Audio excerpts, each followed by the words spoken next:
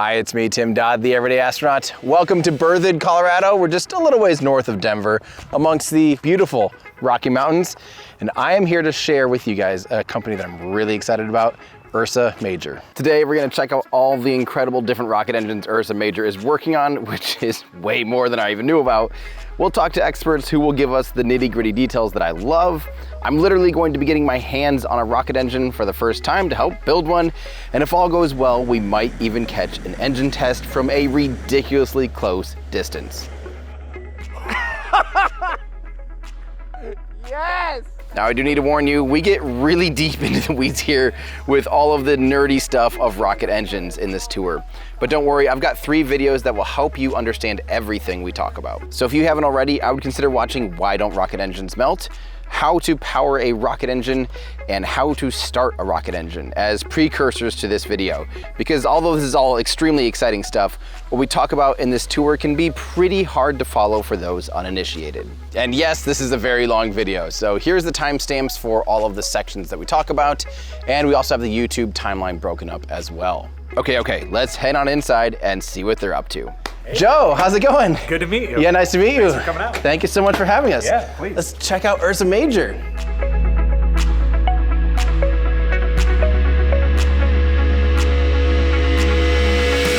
I'm so excited to come out here. We're gonna see a lot today, yeah. I mean, that's what it looks like. It looks like you guys are in the middle of like, I can't even keep up with everything you're working on. So give me an overview of all of the different programs and engines that you're currently working on. Some of these might be a surprise too. So, so Hadley was our first product.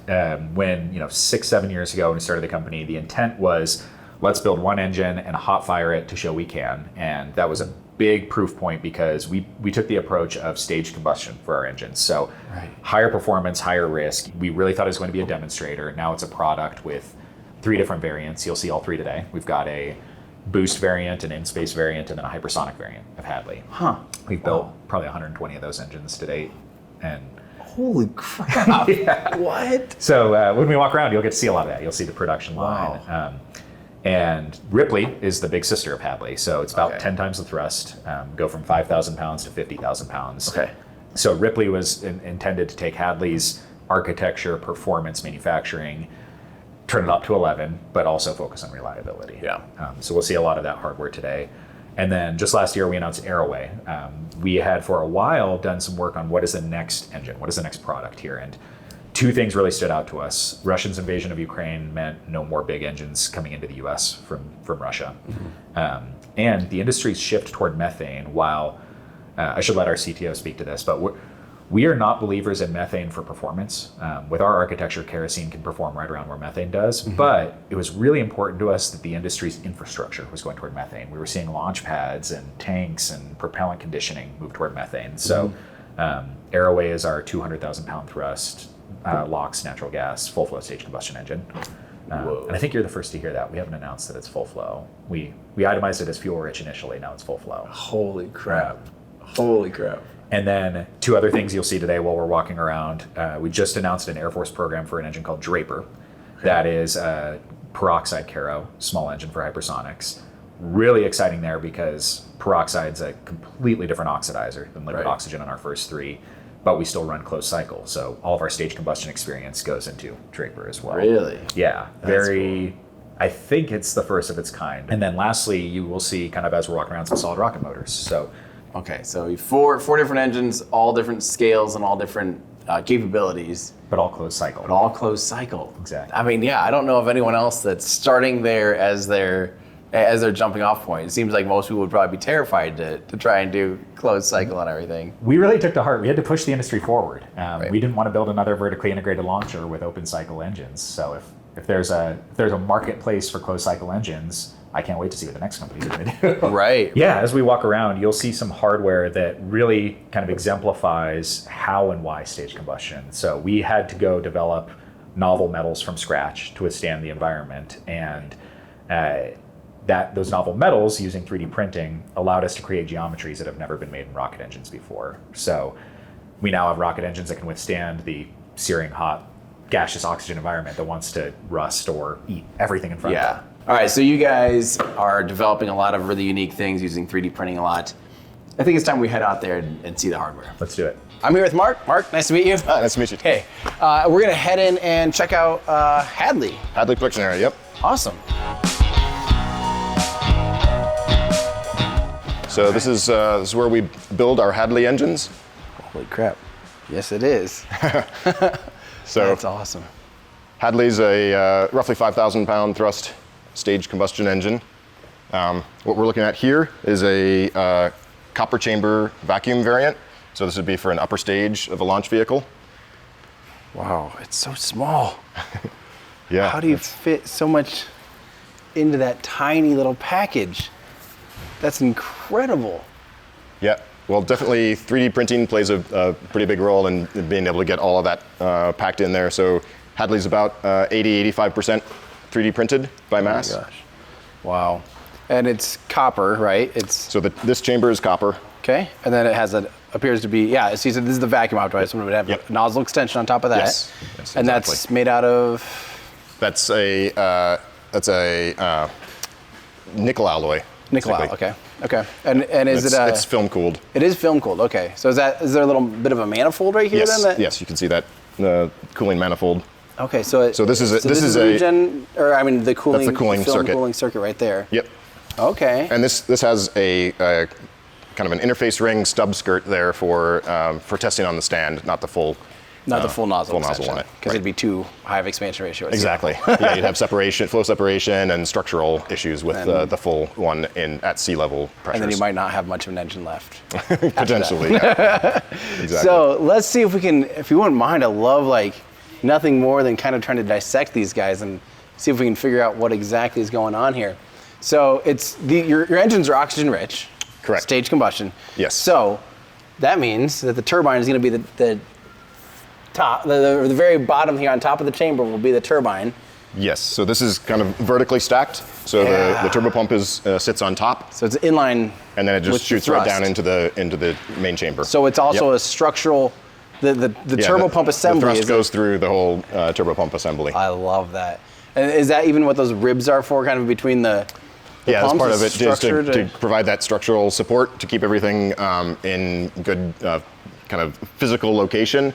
You've got like high-speed turbo machinery in the inside of that's spinning around at a very high speed with very tight clearances. You want to get the tighter the clearances, the better the efficiencies are on the turbo machinery, and so you want to keep all of that stuff kind of in the right position. Right, right. So that means that so if it's oxygen rich, that means this is probably the aux pump then. This is the pre-burner. Oh, that's the pre-burner. It's got so its own little separate here's the pre-burner. discharge of the aux pump is coming right out there and going into the pre-burner. Oh, so it's kind of like the pre-burner comes back around and goes into the turbine inlet. So this is kind of what Arion Space or whoever makes the Viking engine has a separate gas generator basically, or pre-burner in this case. And then like it goes through a tube into the turbine. Right, so this you is actually all have like it pretty tightly packaged in there. Yeah, so it's right there, and it just takes a little turn, goes through the turbine then, and then into the combustion chamber. Right. So the oxygen pump is there. Yeah, so it's the kind of the lower of the two pumps. So here's the oxygen inlet that comes down and feeds into the aux pump. Yep. And then over here is the fuel inlet that feeds into the fuel pump that sits on the top. Look how tiny that all. It's like, it's incredible, and this can produce 5,000 pounds of thrust. Yep. So that'd be like, what is that? You guys know in kilonewtons, is that like around 20 kilonewtons of thrust? I don't remember that number off the top of my head. Let's get a conversion. I always like struggle with tons, kilonewtons. Right, because you have to go first. You have to first go to kilogram, which would be like 2,200, 2,300, and then divide by 9.8 or whatever, and then something that's stupid. And 23 kilograms. Not. I wasn't. At least I wasn't an order of magnitude off. So that's. I had to Google it. Okay, so yeah, so that's an incredible amount of thrust coming out of such a small little thing here. And just as a reminder, so it's RP1 liquid oxygen, but ox-rich stage combustion cycle. Correct. And all copper. There's no liner. So the chamber is monolithic printed copper. Okay. And this is for us a fairly recent development. We've been working on getting the printed copper chamber into our engines here. We're getting into the 340 second ISP range on the test stand with this engine. So it's quite good performance, especially for a small package like that. Yeah. So the kind of the flow of activity here is on this side of the production floor. We've got a basically sub-assembly stations here. So we'll put together, you can see some valve components, you can see turbopumps being assembled over here. And on this side is the kind of final engine integration. So each engine gets built in a specific stand, bring the chamber over, bring the turbopump over, and start to build out the whole engine. Okay. And then you can see they kind of like get stacked up for shipping or testing down to the tail end here. So when they're this small, how heavy does this thing end up? How heavy are these units when they're assembled like this? They are like, at this stage, they're like 80 pounds, 84 pounds. Oh, really? Yeah. So you could, in theory, just kind of yeah, you could pick one up. Wow. I mean, it definitely, flight weight is important. Yeah. Important aspect of the overall performance of the engine. But yeah, that's awesome. Well, should we go check it out on the test stand? Yep, here we go.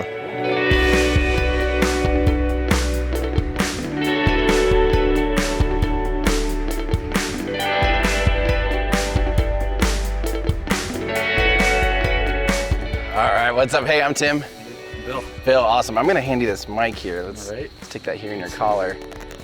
So where are we? What are we looking at here? What all is this? Yeah, so this is our test facility. We've got 3 test stands in a row right here. We're gonna look at both stands A and C, which we've got 2 Hadleys on ready to test right now.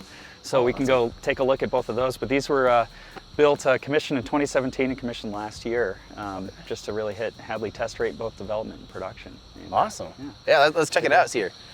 So right up here, these on the test stand now, so you got 3 different cells. Yep. Right? And we've got, so the cells are relatively configurable to different variants of the engine.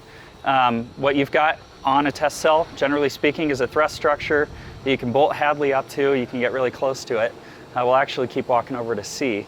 But this engine will get off test here in about 30 minutes. Behind the test cells, we have run tanks, which we fill with propellant so that we can actually run the engines at a higher propellant pressure and condition the propellant to the temperatures and pressures we want. And so here we have Hadley up on mounted to stand C. Like I said, we will basically change the engine on the stand on whatever basis we want to. Right now we're doing a lot of development testing on this engine. And what it's bolted to is a thrust structure so that we can very accurately measure thrust. And behind that we have flow meters so that we can accurately get flow rates for both liquid oxygen and kerosene. And beyond that we can get about 1% error in calculating ISP. Can you explain the regen a little bit? Yeah, so the regen cycle, and let me see. Okay, I see the weird like cone vein things coming off the throat there. Yeah, so basically this is the regen inlet on the engine, main fuel valve right ahead of it, and then the regen flows into this manifold and down to the aft end of the nozzle, and then back up to the injector. Yep. Does it almost looks like because of these weird vein things, is it going outside and then on the inside? Yes, right. So it's a pass down on the outside of the chamber, and then internal passages going up. So it's not up and down, like some go parallel to each other. This is almost like on the outside, inside. Yeah, and it was really there to minimize the pressure drop getting down to the bottom of the nozzle. And what's great about this variant is that we don't have any other film cooling additions inside the chamber itself with the copper variant. This is 3D printed at our facility in Youngstown, Ohio. And we did a lot of the alloy development ourselves and have successfully been able to manufacture a lot of copper chambers up at that facility. And it's pure copper. It's GR-COP 42. Okay. Is that right, Joe? Yeah, it's a NASA proprietary copper. Okay. But there was not an industry standard for 3D printing that copper alloy. Right. It's just a really nice alloy, so we developed the printing process in-house. Okay. Yeah. So, but there's no structural jacket on the outside of it. It's all copper. This is all copper. There's no structural jacket. This is essentially the lower pressure version of our staged combustion technology. On Ripley, we'll see a structural jacket on the outside of the chamber. So this is a lot lower combustion chamber pressure compared to Ripley. Compared to Ripley, yes. Okay. Yeah, still pretty sporty for the engine size we're at. And then back here you can see, it's a bit of a mess, but I can point out a few things. What was interesting about the architecture is that, our customers have been pretty happy with the form factor of it, and we've left the pump where it is, which makes it really easy from a gas flow perspective to flow gas from the turbine right into the main chamber. Right. Yeah. Wow. That is a slick little package. Yeah, so the turbo machinery has been completely ground up, developed by Ursa. All the blading and design of the turbo pump. It's been something we've developed since day one as a company. How fast does a little tiny turbine like this spin? I feel like when it's that small, it's got to be screaming. So at about 60,000 RPM. 60,000. Down to the small form factor really gets RPMs up. Yes. And yeah, that's about what the pump runs. And another couple cool features of the engine, we've got a in-house developed TVC system that also locks out on its own. So we have multiple customers for the engine. The boost version of the engine, a hypersonic variant, and an in-space variant. So the engine actually is used in both a horizontal and vertical configuration. Oh, cool. And one of the tricks here, we're using kerosene for the TVC. So it's the same hydraulic fluid as the propellant, and then a lockout system that allows it to unlock under pressure and then relock afterwards. So the engine returns to a center neutral locked out state for hypersonic missions. Oh, that's cool. So you're using the RP1 as the hydraulic fluid. Correct. Okay. Yep. And yeah, it packages really well, especially for kerosene engines. You really want to just stick with what you've got on board, and there's no need for another hydraulic fluid. The viscosity is lower than a typical hydraulic fluid, sometimes by a factor of 10, but it really doesn't pose too many challenges. So. Right. Yeah. And what is the gimbal range of gimbal range is about 7 degrees. 7 degrees. Wow. Yep. Wow. And when the nozzle extension is on here, how much bigger does this engine get? So this will be an expansion ratio of 110 to 1. 110 to 1. Okay. Yep. So that's out to pretty about, far. Yeah. About wow. Here-ish, if I were to gauge it. Wow. Yeah. That's incredible. Wow. Hey, is there anything else? I guess one thing I was going to ask, you mentioned recharging and using the relighting multiple times. What do you guys actually use for an ignition system then? So our ignition system is a hydrogen gas ignition system. Hydrogen gas ignition system? The bottles are on this side of the engine. What? So right now we're utilizing hydrogen. We've built many different ignition systems in the past for Hadley. It's been a long product history, but we're also developing methane, and we've used kerosene as well. And then we have a start bottle for oxygen. What? Yeah. So does that go into like some kind of torch igniter then? Like it's a torch system, yeah. A torch system, okay. Mm-hmm. Wow, I've never heard of using a little bit of hydrogen gas like that for a... It's nice because if you look at it wrong, it lights, Hydrogen's pretty easy. Yeah, and especially really, in gaseous form as well. I mean, it's... one part of our mission profile, especially with our hypersonic flight, is that we don't get a chance to retry an ignition. So it has to light the first time. Yeah. And we really wanted to minimize risk on the system. Like I said, we've tried every propellant. We're still developing multiple types of ignition systems for all of our engines. Yep. But right now, our current version is a hydrogen ignition system, and it's we found a lot of success with that. I might as well ask on camera, knowing I might not get the answer to it, but what kind of injectors are you using in there? That is a little on the ITAR side too. That's what I was thinking. Unfortunately, I would love to tell you off camera. I can tell you everything about it, but yeah, I mean, one thing I can mark or say is that the engine is over 80% 3D printed by mass. Wow. And that's one of the greatest things about being able to print and design one of these small engines. So that, the injector being fully 3D printed allows us to create some really, really complex geometry in a single print. Now, we started doing that back in 2016, 2015 when we started to develop the engine, and I think it's become quite the standard starting point for many engines in the small to medium class. So, it was interesting to pioneer developing a 3D printed injector, right? And get it to work. And there's a lot of tailored manufacturing approach to getting injectors to repeatedly print and perform based on the specifications you designed them to. Oh yeah. Which has been a unique challenge, but what's great about having a 3D printed injector is it goes from one of the most expensive parts on the engine to one of the cheapest. Right. Yeah. Right. Well, should we go check out Ripley up there? Yeah.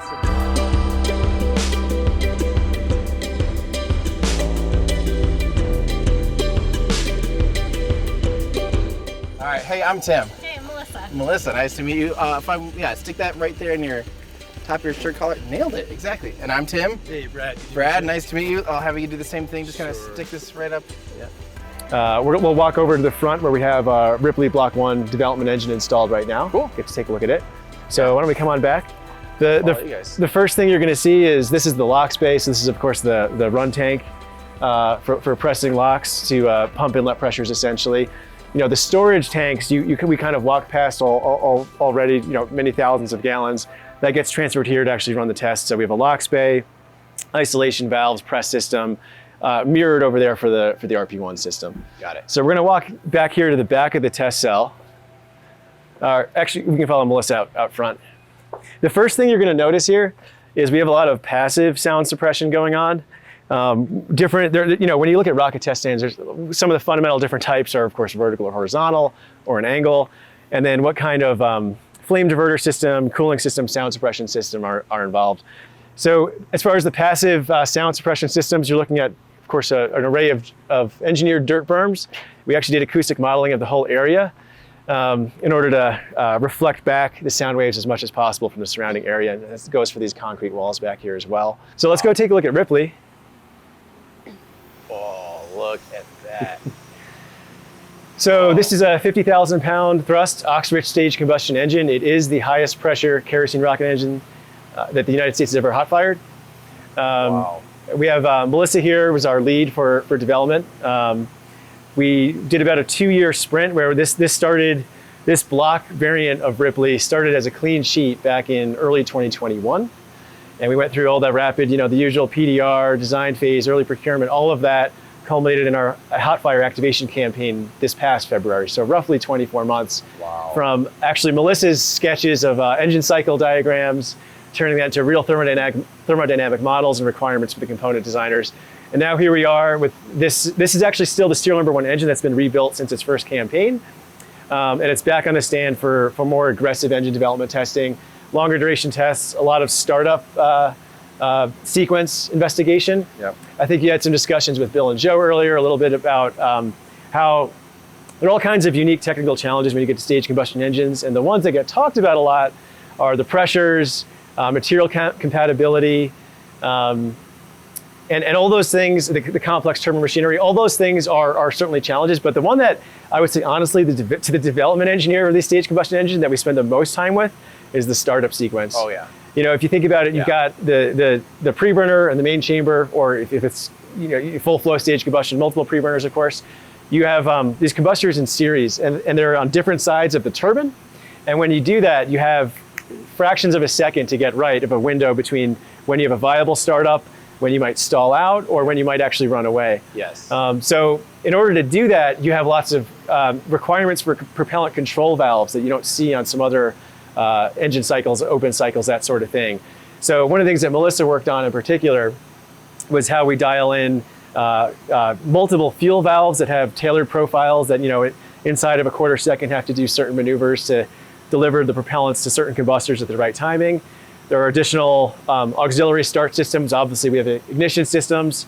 We'll use TTEB right now for this Ripley campaign, so I'm sure the viewers are very familiar with that.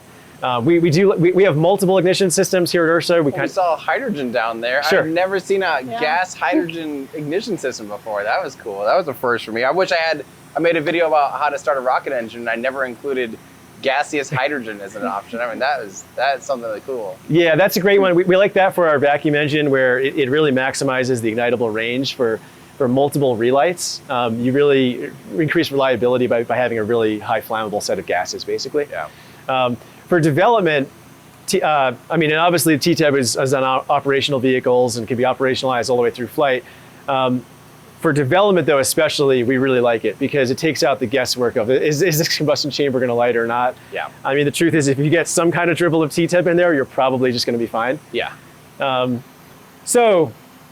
go to the back of the test stand here shortly, but while we're here, I was thinking, Melissa, would you like to kind of give a tour of the propellant systems? Yeah, sure thing. And actually, right when we get started, I want you to give me first an overview of your baby here. Okay. But I love trying to figure out an engine too, so if you won't mind letting me guess around and try to figure out, and then you correct me and help me like figure out what I got right and got wrong. But give me the overview first, and then I'll dive in and see what we can figure out. Okay.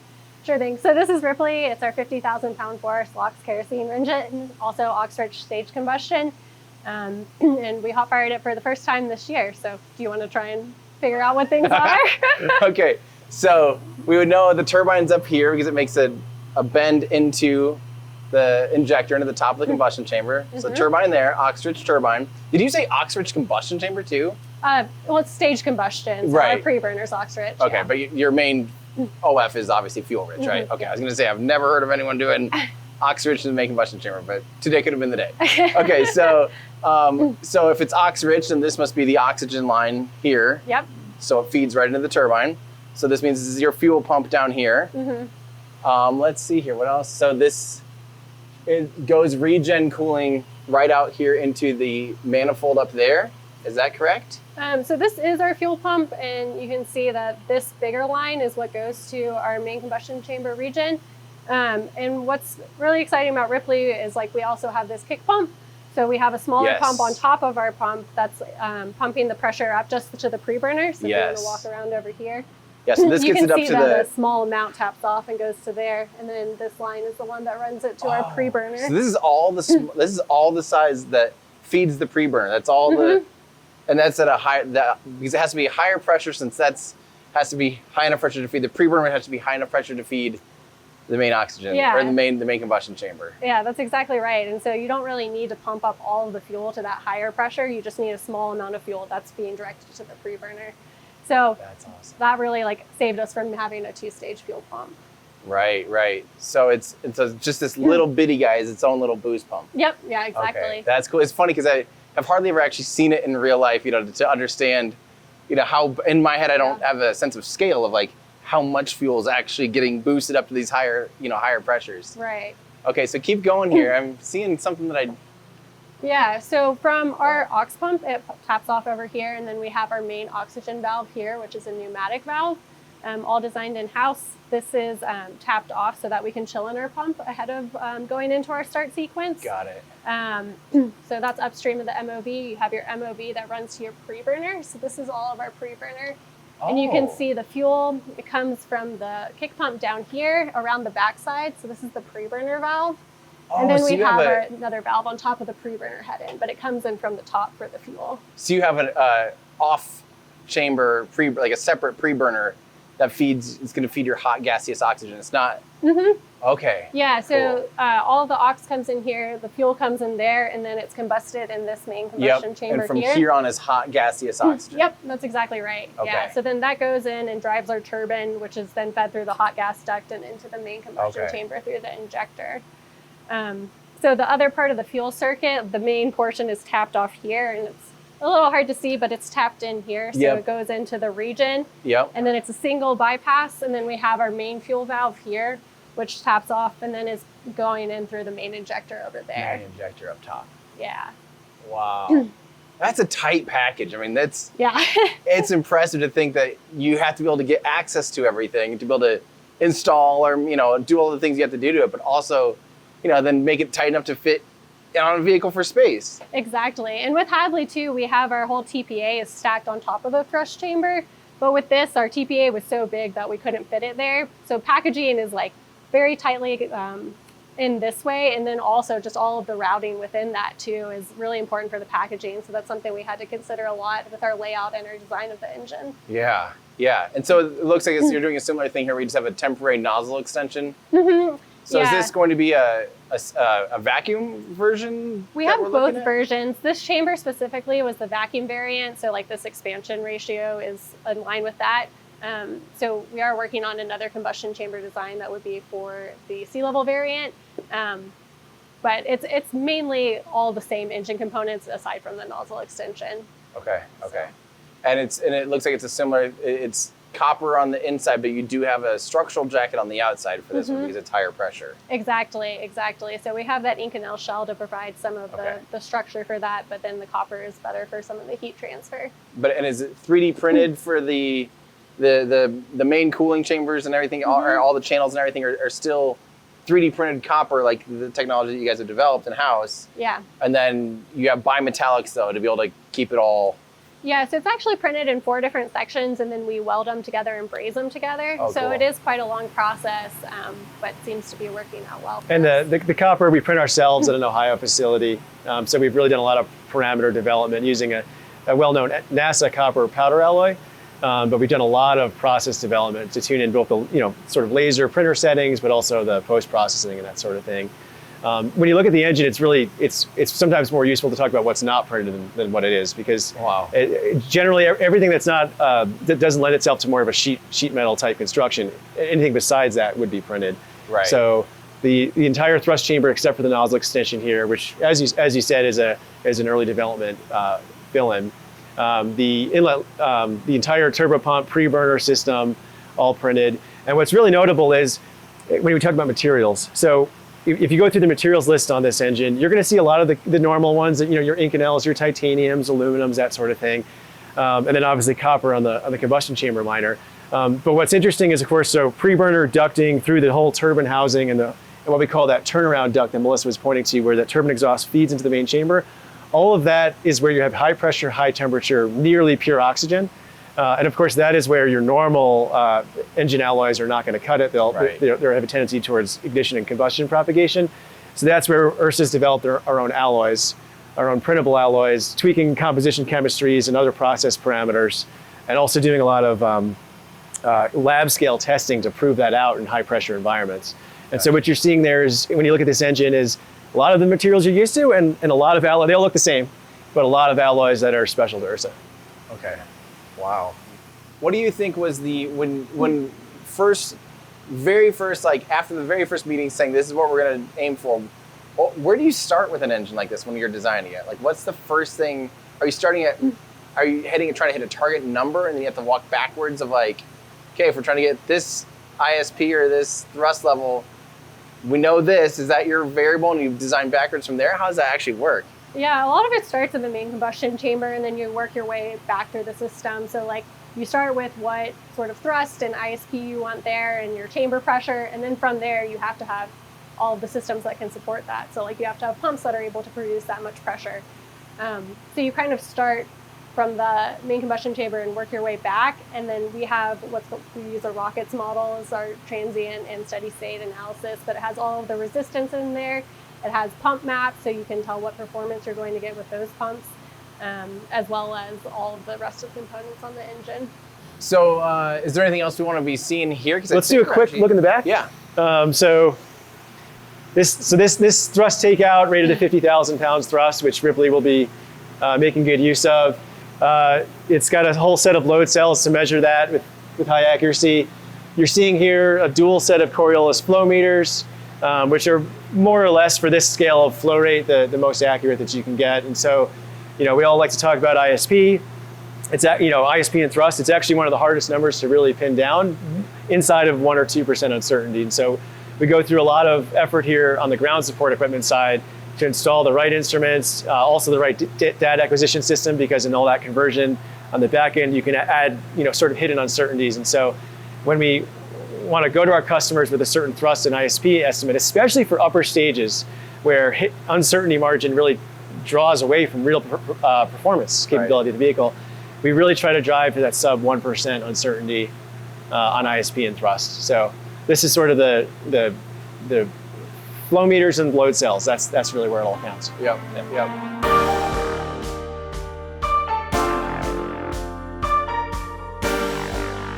Great. So one of the things we wanted to do next, Tim, is we really have you help build the next Ripley.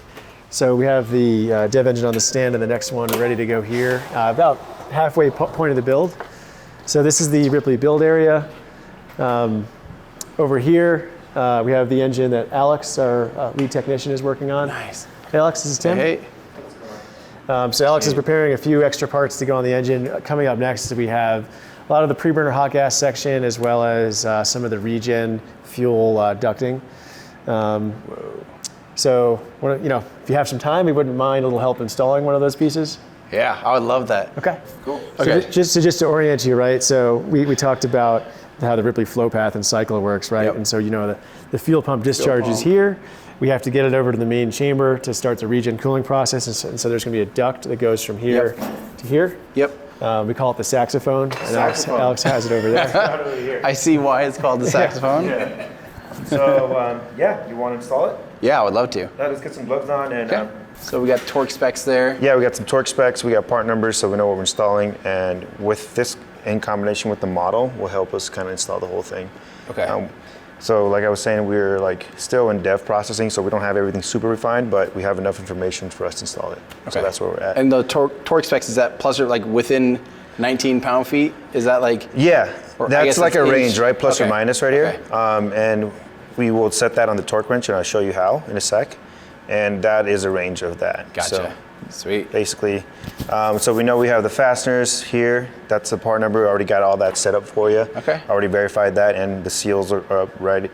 These are the seal part numbers, so we'll go from there. Sick. All right, so part of the process is we want to document as much as we can, right? So we'd like to take a lot of photos because, you know, photos help if you want to go back and check if you have an issue, if a leak happens or anything like that. You want to take photos and you can kind of revert back to that. So you want to grab that camera for me? Yeah. Yeah.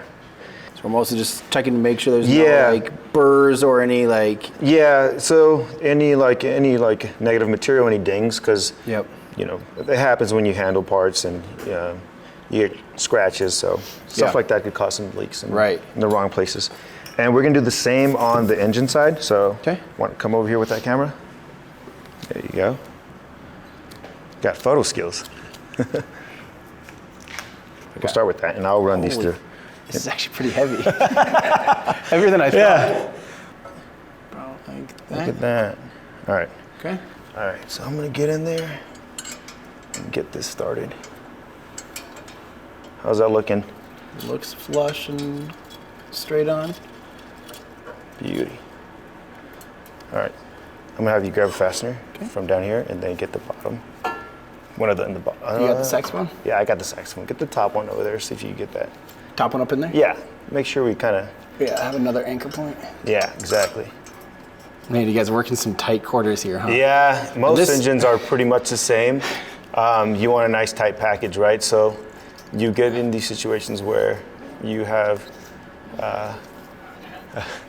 tooling clearance issues, and you know, throw like a lower one in here. Yeah, get a couple in there. You guys want to hire me? Sure. I was gonna say, we definitely could. This is the interview process. Yeah, this is how all interviews actually are. It's like, okay, we're gonna pretend that you have a YouTube channel, and then Come in here. You do need wrenching experience on cars in the past. Yeah. This is the downpipe of a, you know, with a 16G turbo. We're not doing too much different. That flange you're working on is probably worst case on this engine, but I've definitely worked on car engines that are worse. I know, yeah, me too. I mean, turbos are a pain in the butt. Yeah. Turbo manifolds, all of it is just, it's similar to this, only it's normally you're working on it right after you ran, so you're like, oh, something broke, and everything's searing hot. And you're like, but I don't want to wait 3 hours. Right. So it's not, this is actually nice. Air conditioning. I'm not on my back sweating and in dirt. This is great. Have you ever had your hands on an engine before? Not like this. I've physically touched an engine a few times, but never got to like wrench on it at all, which I'm so stoked on. Sweet. It's something like I've debated a handful of times just being like, you know what? I'm just gonna take I just don't know if anyone would hire me for like an internship, you know, like just do like a summer thing. It's pretty sick though to realize like what I'm bolting and what I'm clamping down on is going to have thousands of like just insane pressure and insane. Many belts would be assigned. If you understand, you'll be the first to know. yeah. I hope I'm in the worksheet here of like person responsible, and I'm gonna make you buy it off. Yeah. hey, if this one,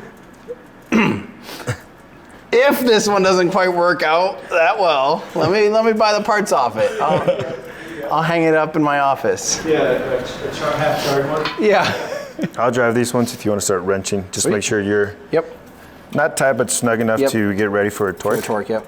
Just seat it. Yeah, exactly. So, you know a little bit about a start pattern? Yeah, do you want me to go over yet, like crisscross? We don't need to do that now, but definitely on the torque. On the torque, yeah. Do you go, when you're gonna do that, do you go just every, like, bing, bing, bing, bing? Like, Pretty much. or do you do like sounds- a 90? Like, It goes. I like small flanges like this works like a 90. You just kind of go 90 and then you rotate. okay, then rotate. Yeah, Yep. yeah. Okay. Helps. Like a drum head. Yeah. If you want, you could grab that torque wrench right over there and Oh, there it set. is. I think the torque might be set to that, I will double check on. which will be 378, right? Yes, sir. Cool. All right, so you got the power now. Oh God. All right, we need the. Might Which need one do a- you want? I'll probably do. You have a so combination of. can I do this one that has like that's not rounded? Yeah, typically you don't do the rounded end because it doesn't have that much contact points, so I end up stripping. Yep. So We just you want to do try as to avoid square that. as we can. Exactly. All right. Is it gonna click at me or is it just? It's gonna get up to a green point, Okay. and you can stop right when it beeps and gets to green. There you go. Oh, I've never used a fancy one like this. Right? This is sick. Yeah. While we're looking at this here, this is a really good shot of a gimbal mount here. You can see the bearings, so this allows the engine to swivel, you know, on 2 axes. So you can imagine it swinging here on this pivot point this way, and on this pivot point this way. And you can see too, they have flexible bellows here. These are to help allow, because obviously this is going to be rigid up here, rigid, and all this moves, so these bellows have to be able to take up, either compress or give some slack to be able to manage when the engine is moving around. It's a pretty cool, that's a sexy looking mount there, gimbal mount. This is, we have learned that this is a separate structural jacket on the outside, and it's still copper lined on the inside. So 3D printed copper on the inside, but structural metal jacket. And it looks like, you know, they're able to weld a few of these different places together to help manufacturing, so you can, you know, kind of stack these things, get the thrust chamber, the inside of it in there, stack and weld the outside of it together. And obviously you have some bimetallics you have to work with to be able to meld the two together, the inside and the outside. And while we're pointing things out here, maybe we should, so this, let's see, this is the regen manifold here. This is the injector inlet, or is there my backwards? You're correct. So basically, what you just installed is fuel pump discharge Into up to the regen. inlet. What we have is a single pass down here coming through here. And actually the regen exit is here. Okay. And the tube that's not here, but you can see where it's going to jump between. Is that your main fuel valve? Exactly. So the main fuel valve, which performs 2 functions. One, it's a shut-off valve for fuel, so Yep. you obviously need that. And 2, it adjusts the mixture ratio of the fuel. Yes. So if you want to burn more or less fuel relative to ox, you kind of just trim that valve pretty slowly during burn. Although it has a role to play during the startup sequence as well. But correct, so we enter here, now this is the manifold, this is the main injector, and it'll distribute to hundreds of elements. So, and then this is throat film cooling manifold, and this you said was just the outlet side of that. Got it. That's awesome. Thank you so much for showing me around the engine. That is super fun. Good luck, and can't wait to see that thing fire up. Yeah, I'll keep you posted. Yeah, I'm genuinely like curious. I want to know if the engine actually physically worked on now. Post the video if you see a leak squirting out into the distance, maybe you'll start to get nervous. If this is an accidental flamethrower, you'll know who to blame, I guess. Right. Oh man, sweet. Yeah. Where to now? Well, thanks a lot, Tim. Yeah, we can go head out and continue the tour outside. And, Yeah. I'll follow you. Great. So we're about to see an engine test here. What are we going to see? So we're actually going to light 2 engines at the same time on both stand A and C next to each other. Wait, you're lighting both engines? Yeah. You know, sometimes it's actually easier from an operations perspective, but yeah, we have the capability to do that. So What? So wait, so I saw the one cooldown thing on the left cell, but you're also chilling the right one down too. Yep, they're both chilled in and ready to light. And No way. yeah, so the engine on the left, stand C, is going to light for its 50th test in its current build configuration. And it'll be it's at 3,000 seconds on that engine right now and about 330 tests on the stand. And the engine on the right is about half as many tests in its current build. And that stand has had about 1,300 tests since it was commissioned back in 2017. No way. This is a pretty unique viewing area for a test. We're basically as close as you can get to an engine of this class, and they're facing us. So, oh, you're right. Be ready. That's going to be crazy. Yeah, I've been like parallel to them, you know, like off to one side, but I don't think I've ever been like downrange of one.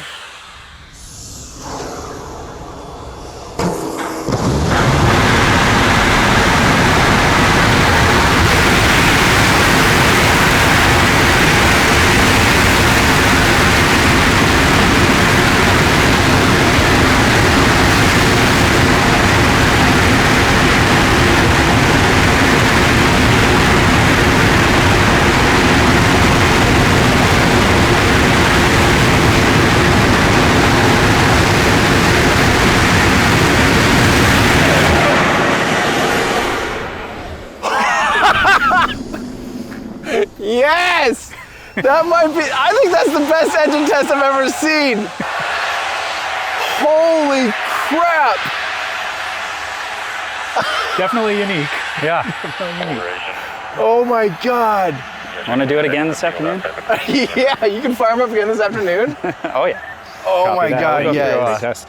No way. The interference of the two is so interesting when the second one started. Oh my God, it felt like it felt more than doubled. Like it Yeah, was like, that's what it felt yeah, like, oh my God. That was intense.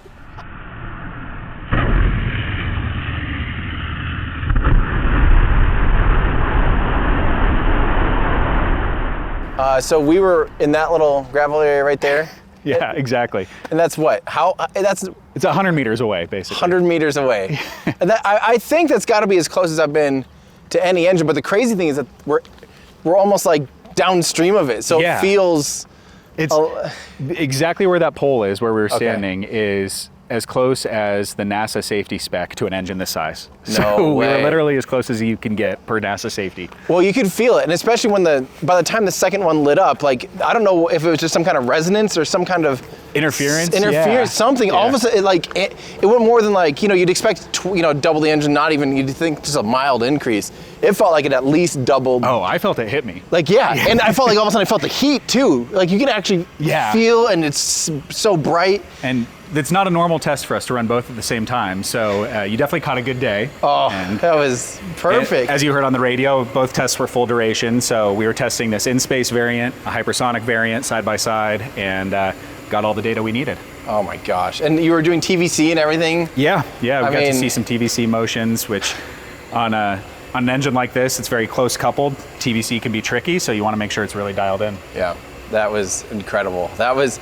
I know people watching are probably like, oh, Tim's excited about a rocket testing and he's faking. It still catches me off guard. I'm sitting there going, this is so loud, louder than I expect, brighter, and kerosene, so bright. Yes. And I know it's hilarious. I've waited 9 years or whatever to watch SLS fly. The first words, I've never really seen big SRBs like that, especially at night. I was expecting to have some glorious and here goes the future of humanity's return to something beautiful. I had just kind of sculpted in my mind. Instead, I'm just like, it's so bright. That was cool, Tim. Great commentary. I'm sure everyone's excited about my insight very on per that. the script. Yeah, exactly. That's so bright. Yeah, we probably blew up 15 Hadleys, 20 Hadleys in the early days, just catastrophic, dramatic explosions when we're trying something new. And actually, the very first Ripley explosion, I think the team immediately was kind of sad. And I went around slapping people on the back because you have to push it hard. You have to kind of turn it up to 11 and see what it does. Do you have footage of that? Absolutely. Can we share it? Sure. You heard it. If we're cutting to that explosion footage right now, it's all thanks to Joe.